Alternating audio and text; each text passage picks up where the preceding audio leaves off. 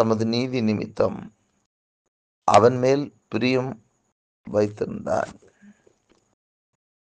அவர் வேதத்தை முக்கியப்படுத்தி அதை மகிமை உள்ளதாக்குவார். அவர் வேதத்தை முக்கியப்படுத்தி அதை மகிமை உள்ளதாக்குவார். ஆண்டுடைய வசனம் சொல்லுகிறது, ஆண்டவராய் இயேசு கிறிஸ்துவை குறித்து இந்த தீர்க்க தரிசனம் சொல்லப்பட்டிருக்கிறது. அதுல அந்த 21 பின்பகுதி சொல்லுகிறது, அவர் வேதத்தை முக்கியப்படுத்தி அதை மகிமை உள்ளதாக்குவார் என்று. ஆண்டுடைய வேதம் கர்த்தர் நமக்கு கொடுத்திருக்கக்கூடிய இந்த வேதத்தை அவர் முக்கியப்படுத்துவார் என்றால், சங்கீதக்காரனாகிய தாவீதை குறித்து நாம் பார்க்கிறோம். அவர் சொல்லுகிறார், உன்னுடைய வேதம் என் கால்களுக்கு தீபம், என் பாதைக்கு அது வெளிச்சம் என்று சொல்லி. இங்கு ஆண்டவராக இயேசு கிறிஸ்துவ பாருங்கள், அவர் வார்த்தைகளை தான் முக்கியப்படுத்துகிறதை நாம் பார்க்கிறோம். தேவ வசனம் நம்முடைய வாழ்க்கையில் ரொம்ப அவசியமான ஒன்று. ஒவ்வொரு நாளும் நாம் தேவ வசனத்திலே வளர்ந்து பெருகும்போது அது நம்முடைய வாழ்க்கையில் ஆசீர்வாதத்தை கொண்டு வரும். ஆகவே அவர் பாருங்கள், ஆண்டவர் முக்கியப்படுத்துவது தேவனுடைய வார்த்தை. அவர் வேதத்தை தான் முக்கியப்படுத்துகிறார். இயேசு கிறிஸ்து இந்த உலகத்திலே அவர் பிறந்து அவர் 12 வயதாகும் பொழுதும் வேதபாரர்கள் மத்தியிலே அமர்ந்திருந்து அவர் வேதத்தை குறித்த அநேக கேள்விகளை கேட்கிறதை நாம் வேதத்திலே பார்க்கிறோம். அப்படியானால் அவர் வேதத்தை அவர் அறிந்திருக்கிறார், இந்த வேதத்தை குறித்து கேள்வி கேட்கிறார். அப்போ வேதத்தை முக்கியமுள்ளதாக்கி, அப்போ பைபிள் எவ்வளவு முக்கியமானது, ஆண்டுடைய வார்த்தைகள் எவ்வளவு முக்கியமானது, அவர் அதை மகிமைப்படுத்துகிறார். அதே போல நீங்கள் வேதத்தில் தொடர்ந்து வாசிப்பீர்கள் என்றால், மத்திய நாளிலும் சரி, லூக்கா நாளிலும் சரி, அவர் தேவனுடைய வார்த்தைகளை கொண்டுதான் பிசாசினால் சோதிக்கப்படும் பொழுது அவர் மேற்கொள்ளுகிறதையும் நாம் பார்க்கிறோம். இந்த உலகத்தின் அதிபதியாய் சொல்லப்படுகிற பிசாசானவன் இயேசு கிறிஸ்துவை சோதிக்க வருகிறான். பல வகையிலே இயேசுவை அவன் சோதிக்க முற்படுகிறான், சோதிக்கிறான். ஆனால் ஆண்டவராய் இயேசு கிறிஸ்து அதையெல்லாம் மேற்கொள்வதற்காக அவர் செய்த காரியம், ஆண்டுடைய வேதத்தை முக்கியப்படுத்துகிறார். அந்த இடத்துல தேவ வசனத்தை அதிகமாய் முக்கியப்படுத்துகிறதை நாம் பார்க்கிறோம். இந்த பொல்லாத உலகத்தில் தான் நாம் வாழ்ந்து கொண்டிருக்கிறோம். இந்த உலகத்திலே வாழும் பொழுது இந்த உலகத்தின் அதிபதி பலவிதமான போராட்டங்களையும் இன்னல்களையும் எதிர்ப்புகளையும் மறைமுகமான கிரியைகளையும் நடப்பிக்கிறதை நாம் பார்க்கிறோம். அவனை மேற்கொள்ளுவதற்கு நமக்கு ரொம்ப முக்கியமானது கர்த்தருடைய வார்த்தை. சாத்தான் செய்யக்கூடிய எல்லா விதமான அக்னி ஆஸ்திரங்களை அணைத்து போடுவதற்கு நமக்கு ஆண்டுடைய வார்த்தைகள் தேவைப்படுகிறது. அவனை வெட்டி வீழ்த்துவதற்கு ஆவியின் பட்டயமாகிய திருவசனம் தேவைப்படுகிறது. ஆகவே அவர் அதை முக்கியப்படுத்துகிறார். அதை முக்கியப்படுத்துவதனாலே அங்கே சத்துருக்கள் வீழ்த்தப்படுகிறதை நாம் பார்க்கிறோம்.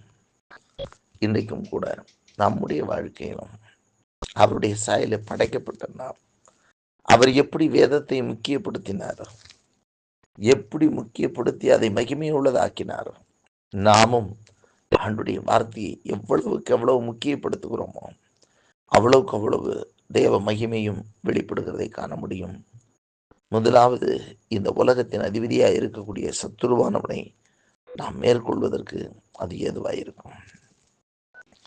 இரண்டாவது, நீங்கள் வேதத்திலே பார்ப்பீர்கள் என்றால், ஆண்டவர் இந்த வேதத்தை முக்கியப்படுத்துவதும் பொழுது என்ன நடக்கிறது என்று சொன்னால், யோவான் 17ஆம் அதிகாரம் 17ஆம் வசனத்தை நாம் வாசிக்கும்போது, ஆண்டவரே உடைய சத்தியத்தினாலே இவர்களை பரிசுத்தமாக்கும், உடைய வேதமே சத்தியம் என்று சொல்லி அங்கே எழுதப்பட்டிருக்கிறதை நீங்கள் பார்க்கலாம். வேதம் எப்படி எந்த அளவுக்கு ஒரு மனிதனுக்குள் செயல்பட தொடங்குறதோ அந்த அளவுக்கு அவனுடைய வாழ்க்கை பரிசுத்தம் உள்ளதாய் மாறும். யோவான் 15ஆம் அதிகாரத்திலே வாசிக்கிறோம், இப்பொழுதும் நீங்கள் நான் சொன்ன உபதேசத்தை கேட்டதுனாலே நீங்கள் பரிசுத்தமானீர்கள் என்று. ஆண்டவருடைய வசனம் ஒரு மனிதனுடைய வாழ்க்கையில பரிசுத்தத்தை கொண்டு வருகிறது. பரிசுத்தம் என்று சொன்ன பொழுது பாவியான மனுஷன் பரிசுத்தவானாய் மாறுகிறான், அவனுக்குள் ரட்சிப்பை கொண்டு வருகிறது.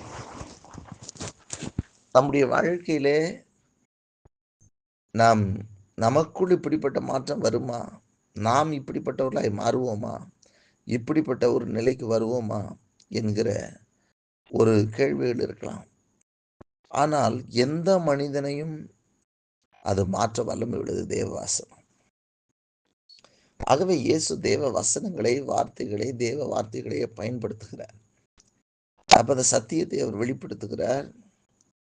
அவர் இந்த வேதத்தை முக்கியப்படுத்தும் போது அதை கேட்கிறவர்களுடைய ஒவ்வொருடைய வாழ்க்கையிலும் பரிசுத்தம் அடைகிறார்கள். நம்முடைய வாழ்க்கையிலும் தேவ வசனத்தை முக்கியப்படுத்தும் போது நமக்கும் பரிசுத்தம். நாம் மற்றவர்களிடத்திலே பேசும் பொழுது, மற்றவர்களுக்கு இந்த வசனங்களை நாம் சொல்லும் பொழுது அதை கேட்கிறவருடைய வாழ்க்கையிலும் பரிசுத்தத்தையும் அது ரட்சிப்பையும் அவர்களுக்கு கொண்டு வருகிறதா இருக்கிறது. ஆகவே பாவிகளை ரட்சிக்கவே கிறிஸ்து இயேசு இந்த உலகத்தில் வந்தார். அவர் வந்ததினுடைய மகாபெரிய நோக்கம் மனுக்குள்ள ரட்சிப்படைய வேண்டும்.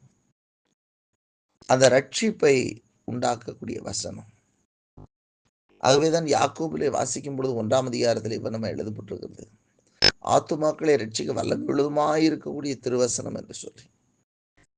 தேவன் சொல்லுகிற அந்த வார்த்தைகள் எல்லாம் நம்முடைய வாழ்க்கையில அது ரட்சிப்பை கொண்டு வருகிறது, அது மாற்றத்தை கொண்டு வருகிறது, அது மகிமையை கொண்டு வருகிறது. ஆகவே இரண்டாவது, ஏன் அவர் வேதத்தை முக்கியப்படுத்தினார் என்றால் அதுவே மனித குலத்துக்குள் ரட்சிப்பை கொண்டு வரும். அவர் அந்த வேத வசனங்களை நமக்கு சொல்லித்தரும் பொழுது, அவர் பிரசங்கிக்கும் பொழுது அதை கேட்கிற ஒவ்வொரு பரிசுத்தமாகிறார்கள். வசனம் நம்மை கழுவுகிறது என்று சொல்லி வேதம் சொல்லுகிறது. கர்த்தருடைய வேதம் நம்மை கழுவுகிறதா இருக்கிறது, பரிசுத்தமாக்குகிறதா இருக்கிறது. ஆகவே அவர் வேதத்தை முக்கியம் உள்ளதாய் மாற்றுகிறார். மேலும் சங்கீதக்காரன் 3வது பற்றி சொல்லும் பொழுது சொன்னார், ஆண்டவருடைய வார்த்தையின்படி நடக்கிறவர்கள் பாக்கியவான்கள், அவர்களை அது நித்திய ஜீவ கரையில கொண்டு வந்து சேர்க்கும் என்று சொல்லி. வேதத்தை கை கொண்டு வரக்கூடிய பிள்ளைகளுக்கு ஆண்டவர் நித்திய ஜீவனை அவர்களுக்கு வைத்திருக்கிறார். அவர்கள் அசைவில்லாத ஒரு வாழ்க்கையை பெற்றுக் கொள்வார்கள் என்று இயேசு சொல்லும் பொழுது சொல்லுகிறதை நாம் பார்க்கிறோம். நான் உங்களுக்கு சொன்ன இந்த வார்த்தையின்படி செய்கிறவர்கள் அவர்களை எதற்கு ஒப்பிடுவேன் என்று சொல்லிவிட்டு சொல்லுகிறார், கண்மலையின் மேல் தன் வீட்டை கட்டின புத்தியுள்ள மனுஷனுக்கு ஒப்பாயிருப்பான் என்று சொல்லி. பெருமழை சொரிந்தாலும் பெருங்காற்று அடித்தாலும் அது விழுந்து போகாது, அது நிலைத்திருக்கும் என்று. இந்த உலகமெல்லாம் ஒரு நாள் அக்கினியினை எரிந்து ஒன்றுமில்லாமல் போய்விடும். ஆனாலும் ஆண்டுடைய வசனத்தின்படி நடக்கிற ஒவ்வொரு பிள்ளைகளும் நித்திய ஜீவ கரையை சேர்ந்து விடுவார்கள், நித்திய ஜீவனுக்குள் பிரவேசிப்பார்கள், அவர்கள் நித்தியத்தை பெற்றுக்கொள்வார்கள் என்று சொல்லி இயேசு சொல்லி போனதை பார்க்கிறோம். தேவ வசனம் ஒரு மனிதனை நிலை உள்ளவனாக மாற்றுகிறது, நிலையான வாழ்வை பெற்றுக் கொள்ளுகிறார், நித்திய வாழ்வை பெற்றுக் கொள்ளுவதாக இருக்கிறது. வசனம் சொல்கிறது, ஆண்டவர்களுடைய வார்த்தை அது நித்திய ஜீவனா இருக்கிறது என்று. அப்படியானால் இன்றைக்கும் ஆண்டவராய் இயேசு கிறிஸ்து அவர் வேதத்தை முக்கியப்படுத்தி அதை மகிமையுள்ளதாய் மாற்றினார் என்று, மகிமையுள்ள ஆக்குவார் என்று சொல்லி சொல்லப்பட்ட அந்த வசனம் நம்முடைய வாழ்க்கையில அது செயல்படுகிறது. இந்த உலகத்தின் அதிபதியாகிய சத்துருவை மேற்கொள்ள அது செயல்படுகிறது, நம்மை பரிசுத்தப்படுத்துகிறது, நம்மை நித்திய கரையில் பரலோக ராஜ்யத்தில் சேர்க்கிறதா இருக்கிறது. ஆகவே ஆண்டவர் வேதத்தை முக்கியம் உள்ளதாக்கினார், அதை மகிமை உள்ளதாக்கினார் என்றால் நாமும் அவருடைய மகிமைக்குள் பிரவேசிக்க வேண்டும் என்பதற்காக இந்த பூமியிலே மகிமையுள்ளவர்களாய் இருக்க வேண்டும் என்பதற்காக, பரிசுத்தமுள்ளவராய் இருக்க வேண்டும் என்பதற்காக அதை முக்கியப்படுத்தினார். அவர் முக்கியப்படுத்திய நோக்கத்தை புரிந்து நாம் வேதத்தை பிடித்துக் கொள்வோம். கர்த்தர் நம்மை ஆசீர்வதிப்பார்.